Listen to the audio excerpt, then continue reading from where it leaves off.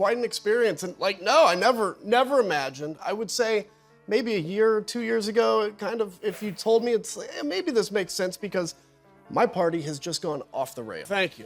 Did you ever imagine as a lifelong Republican that you would ever speak at the Democratic National Convention and be embraced wholeheartedly there? Yeah, it was. Did you hear about Trump's latest Twitter tirade? It's so wild. It makes your drunk uncle's Facebook rants look like Shakespeare. Donald Trump. I'm genuinely surprised how people close to Trump haven't talked about the odor.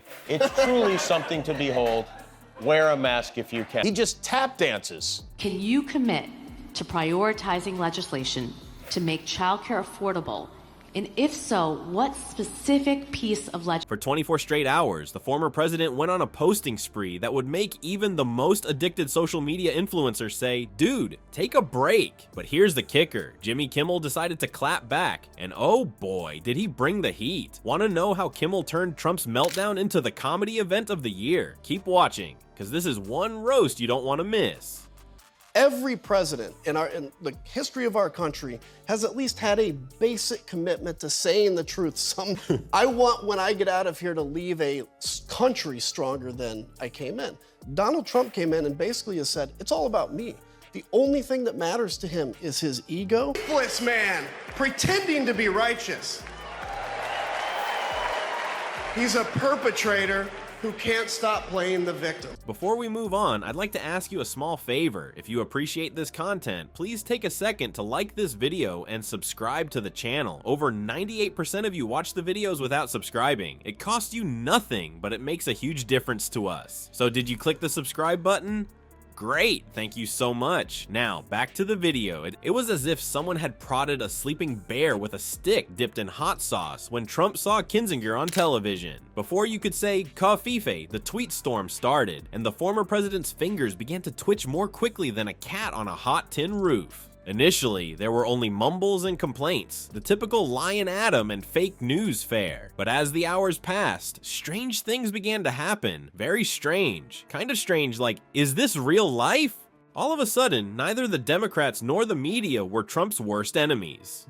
And when you go after the leader of a cult, it's almost like going after somebody's religion, because this is what they have taken. Everything they do is built on this idea that Donald Trump's going to save America. So the vitriol is crazy. What did shock me a little bit. Surprised that at the vitriol that was directed at you? No, because that's what he does. I mean, look, he's built a cult. He's really built a cult of personality.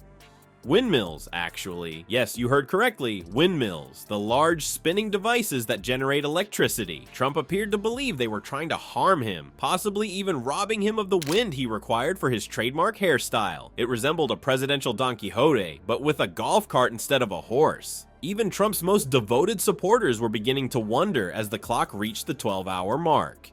Is that Donald Trump's fault, or is it the fault of these news organizations who I mean, for instance, Fox did not air your speech? Yeah, because they're being torn apart for a man that is more flawed than anybody that's ever sat in the Oval Office. Is that?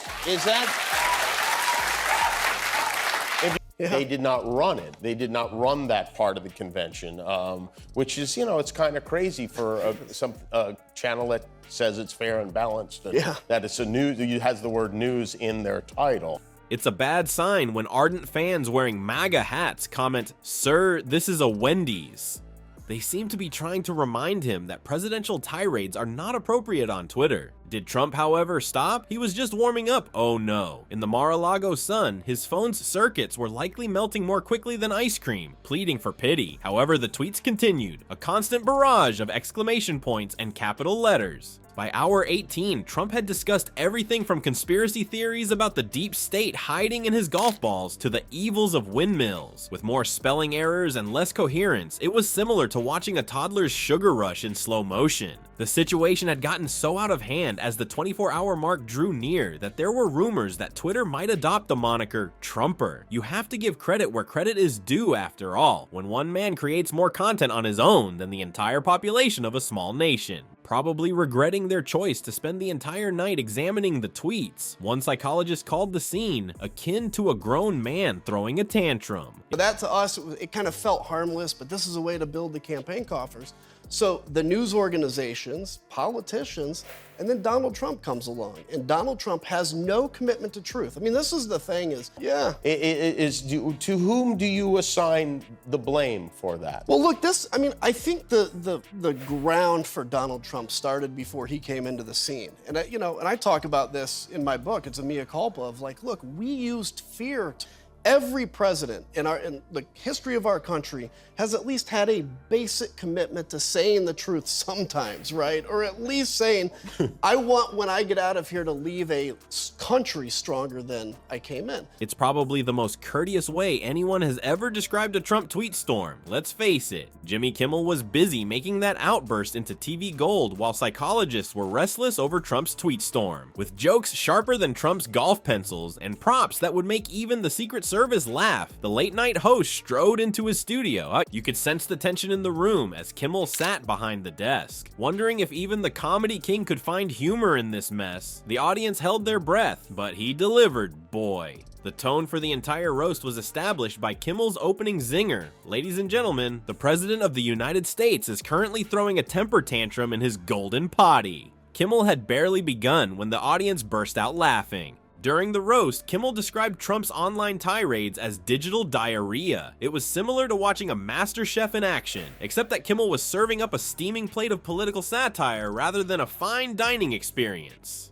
I can assure you that the audience was thoroughly enjoying it. They were laughing so hard in the studio that it sounded like Kimmel was using Trump's hair as a feather duster to tickle them. Kimmel, however, was not finished yet when he produced a huge baby bottle marked Trump Tears. The crowd went crazy. Seeing a magician pull a rabbit out of a hat was like that, except the rabbit was orange and kept tweeting. Kimmel successfully transformed Trump's 24-hour tweet storm into comedy gold by the end of the monologue. It demonstrated how comedy can be the ideal remedy for political absurdity and was a masterclass in political roasting. You couldn't help but wonder as the cheers subsided, is democracy truly saved by laughter? Well, it might be our best chance if Kimmel's roast was any indication. After all, if you're too busy laughing at a president who throws tantrums, it's difficult to take him seriously. People, it appears that something more significant is going on, even though we are all laughing heartily at Grumpy Trumpy's outbursts on Twitter. In addition to making us laugh, those late-night comedy shows are influencing young people's political perspectives. Who could have known? While we're snorting at their jokes, Kimmel and his comedian friends seem to be teaching us something in secret. The worst part is that even as we laugh at Donnie Diapers and his online tantrums, actual political events are occurring. The ringmaster is attempting to alter the show's rules while we are laughing at the clowns as if we were at a circus. Thus, continue to laugh at the antics of the orange turd, but remember to use your noodle and speak up at the voting booth. Ultimately, democracy is serious business, even if some of its participants are hilarious.